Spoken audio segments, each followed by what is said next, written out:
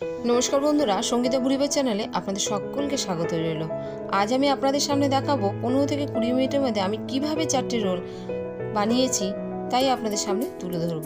Role করার জন্য খুব একটা বেশি সময়ের কিন্তু প্রয়োজন হয় না। সবসময় বাইরের খাবারকে অ্যাভয়েড করে ঘরেও আমরা যদি একটু হাতে সময় নিয়ে বানিয়ে ফেলি, তাহলে কিন্তু আমরা বাইরে তেলে ভাজা থেকে একটু হলেও বঞ্চিত হতে পারবো।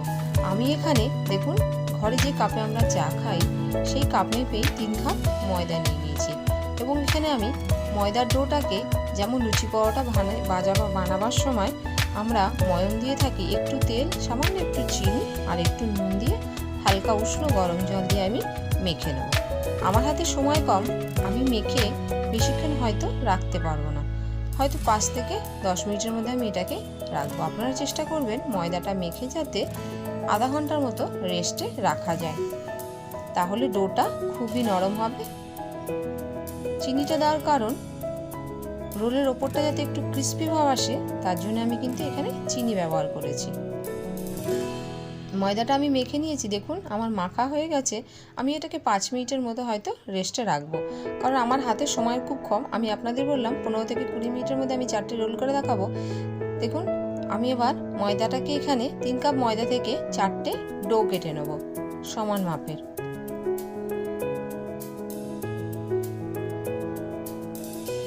সমান মাপের আমি 4টে ডো এখানে একে একে করে কেটে নেব।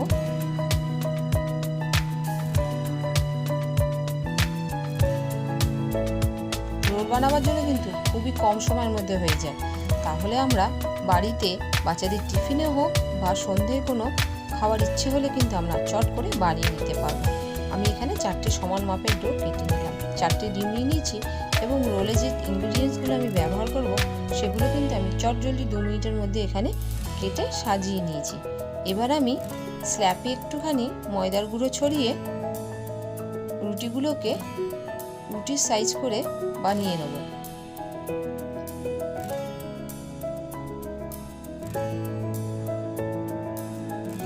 এখানে আমি হাতে করা রুটির থেকে একটু সামান্য মোটা আমি নেচিগুলোকে করে নেব।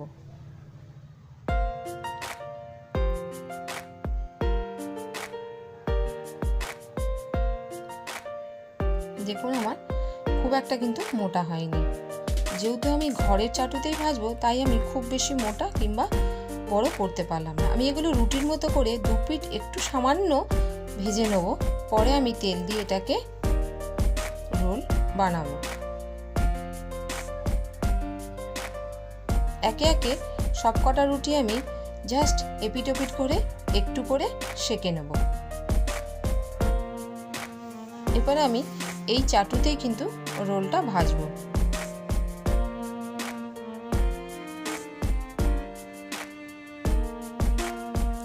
এটা কিন্তু আপনারা ডাইরেক্ট তেল দিয়েও করতে পারেন।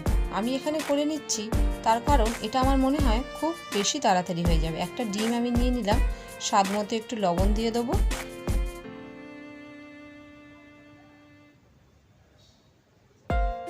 এবার আমি চাটুতে একটু রিফাইন্ড অয়েল ছড়িয়ে দিলাম, দিয়ে আমি ভেজে রাখা রুটিগুলো চাটুর মধ্যে আস্তে করে দিয়ে নিয়েছি। চাটুটা আমার খুবই গরম হয়ে গেছিলো, তারপর আমি গ্যাসের ফ্লেমটা একটু কমিয়ে নিয়েছি।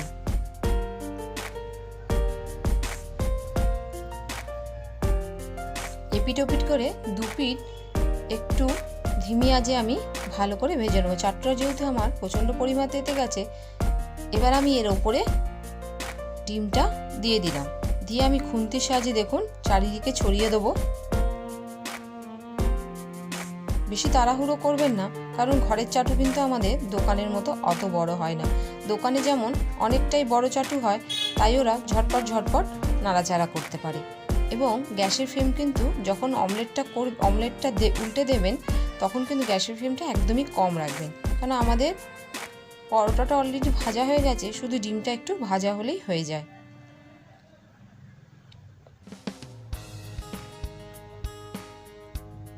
চেপে চেপে দেবেন, চেপে চেপে না দিলে কিন্তু কাঁচা ভাব থেকে যাবে। আমাদের এই রোলটা হয়ে গেছে, এটাকে আমি একটা পাত্রে এবার তুলে রাখবো। আর একটা আমি আপনাদের সামনে করছি। চাটুতে আবার আমি বেশ খানিকটা রিফাইন্ড অয়েল নিয়ে নিলাম। ডিমটাকে আমি এবার গুলিয়ে নেব। দেখুন পরোটাটা যখন আমি দিয়েছি গ্যাসের ফ্লেমটা কিন্তু তখন আমি কমিয়ে রেখেছি। অবশ্যই কিন্তু একটু চেপে চেপে দেবেন।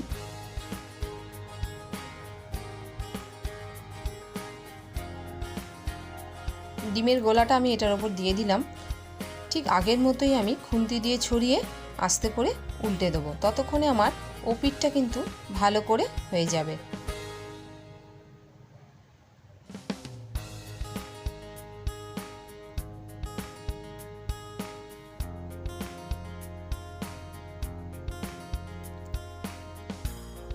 এইভাবেই কিন্তু আমি বাকি দুটো রোলও করে নিয়েছি। রোল করতে আমার একদমই বেশি সময় লাগেনি, 15 থেকে 20 মিনিটের মধ্যে আমি 4টে রোল চটজলদি করে ভেজে নিয়েছি। আমার যখনই মনে হলো যে আমি রোল বানাবো, তাই কিছু না ভেবেই কিন্তু আমি ভিডিওটা এখানে করে ফেলেছি। অগ্রিম কোনো প্রিপারেশন কিন্তু আমি আগে থাকতে নিইনি। এবার আমি রোলটাকে সাজিয়ে নেব। যে যে ইনগ্রিডিয়েন্টসগুলো আপনারা পছন্দ করবেন, পেঁয়াজ আর কাঁচা লঙ্কা তো অবশ্যই থাকবে, তার মধ্যে বাকি ইনগ্রিডিয়েন্টসগুলো আপনারা পছন্দের মতো এখানে ব্যবহার করবেন। আমি এখানে চপ করে রেখেছিলাম কাঁচা লঙ্কাগুলো, এবং আমি এখানে একটু লেবু দিয়ে নিলাম। লেবুটাও চেষ্টা করবেন রোলে অবশ্যই দিতে, তাহলে স্মেলটা আমার খুব সুন্দর এসেছিলো। আমি এখানে চিলি সস দিয়ে নিলাম, আর দিয়ে দেবো আমি এখানে একটু বিট লবণ।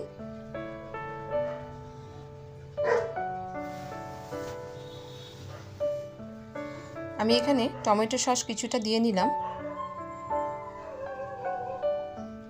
আমি এখানে কোনো রকমের পেপার বাইরে থেকে ব্যবহার করিনি, ঘরে ছিল পেপারগুলো, সেগুলোই আমি কিন্তু এখানে র্যাপ করে দিচ্ছি।